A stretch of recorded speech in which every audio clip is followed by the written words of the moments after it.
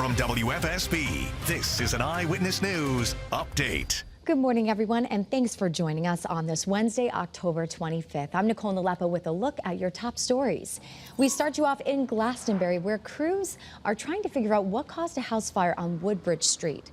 Now, we know that firefighters got there just before 2 this morning. Thankfully, everyone inside was able to escape safely, and we know the 4 people who were living in the home at the time are now staying with family, but the Red Cross is also helping. And a Sacred Heart University student is now facing charges after a serious crash that took place last month. Police say Tyler Delk of New Jersey was driving drunk and going more than 85 miles an hour when he slammed right into another car full of students. Delk was arrested at the hospital yesterday as he continues to recover from his injuries. And we know that all 5 of the other victims have been released from the hospital. Today, Catherine Cologne will be honored and remembered in New Britain. Cologne was killed in September when a police officer struck her with his police cruiser.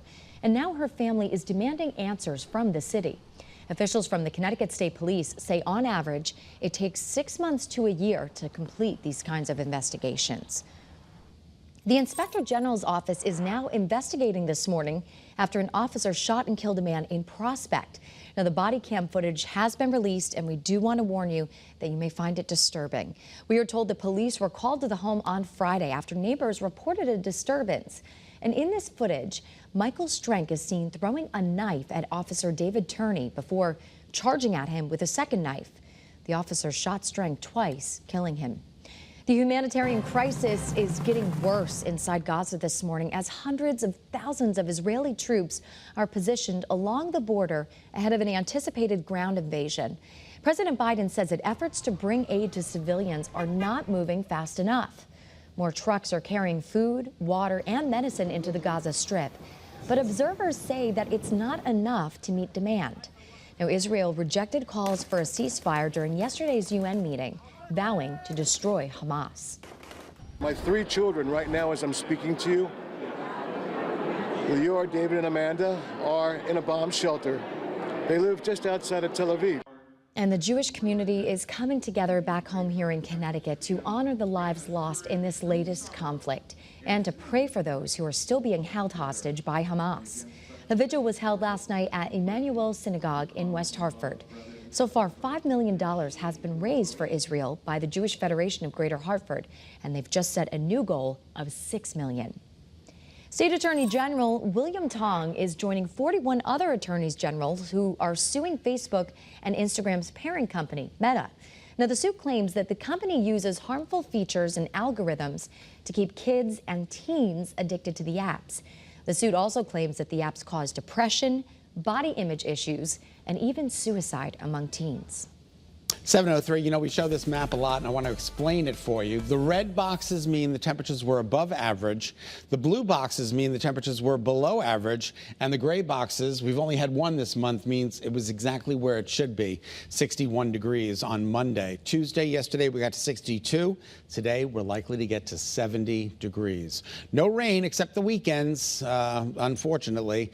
But we're looking pretty good this upcoming weekend. Our First Alert Live radar scans to stay dry. Good morning, everybody. It's time to rise and shine. 66 to 70 today. It is Wednesday, October 25th. Clear skies to start, but mostly cloudy skies arrive later this afternoon. The frosty temps are behind us for a while.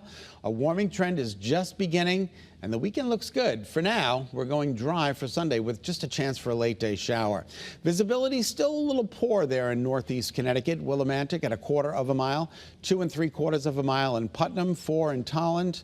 Everybody else is doing just fine out there. And according to First Alert Futurecast, tomorrow's weather today, we see mostly cloudy skies by this afternoon. This is 5 p.m.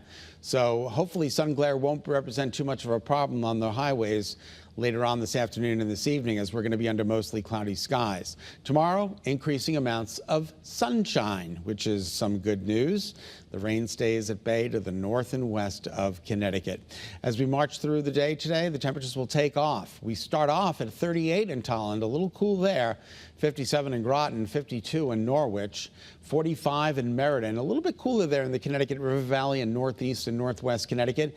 But along the shoreline, look at those numbers in the mid to upper upper 50s. Groton again at 57 degrees.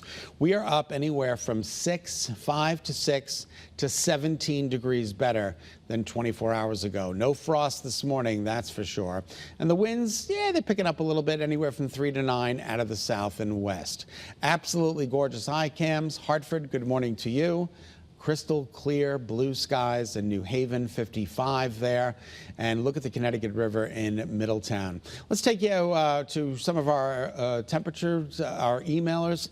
Our weather watchers: East Hampton at 47, Sharon, Merrill 41, Jeff and Staffordville at 44, Tolland at 38, Southbury at 40, and Oakville at 47 degrees. All right, the day ahead features mostly cloudy skies with a temperature around 70 degrees. Both inland shoreline will be a little bit cooler, but not by much, 67 with partly to mostly cloudy skies. Your daytime highs today between 66 and 70. The sun is up at 7:14. The sun sets, ring a bell, at 5:55. Your 7-day forecast includes a big warm-up. Look at those numbers. Saturday, the warmest day of the week, 78 degrees with partly sunny skies. Mostly cloudy skies on Sunday with a chance for a shower late in the day. Monday, showers are more likely and breezy, and then much cooler for Halloween with a temperature of 57 degrees. Nicole, looks like you're going to have to put your costume over your coat on Halloween. All right, kids, don't argue with your parents. We don't want you to get sick. It's still going to be rain-free, hopefully, right? Absolutely. So we'll keep it that way. We don't want the rain. Just dress warmly. And thank you so much for tuning into Eyewitness News. Enjoy those warm temperatures Scott was just giving us a sneak peek of. And remember, you can get news and weather updates anytime on that Channel 3 app. Have a great day, everyone. Be healthy. Stay positive.